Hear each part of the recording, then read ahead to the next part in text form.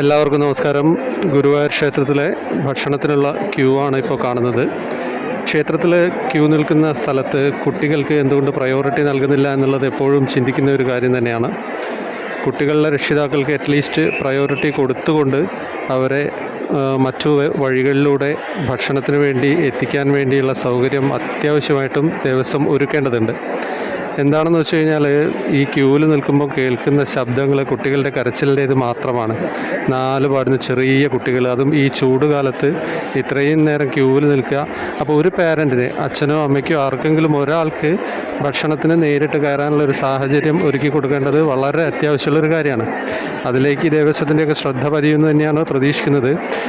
ക്യൂവിൽ നിൽക്കുക എന്ന് പറയുന്നത് മുതിർന്നവർക്ക് വലിയ പ്രശ്നമുള്ള കാര്യമൊന്നുമില്ല. ചൂടാണ് എങ്കിലും വെള്ളമൊക്കെ അത്യാവശ്യം കിട്ടുന്നുണ്ട്.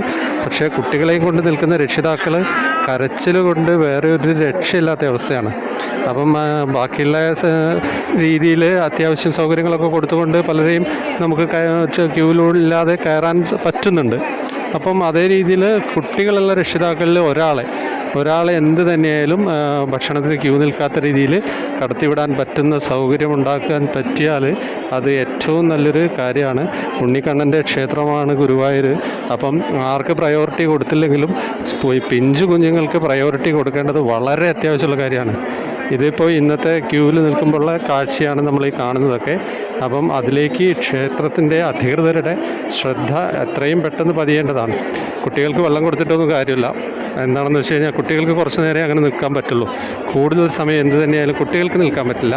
അപ്പോൾ ഇതൊരു അടിയന്തര ശ്രദ്ധ പതിയേണ്ട കാര്യം തന്നെയാണ്. ഉണ്ണിക്കണ്ണൻ്റെ ക്ഷേത്രമാണ് ഗുരുവായൂർ.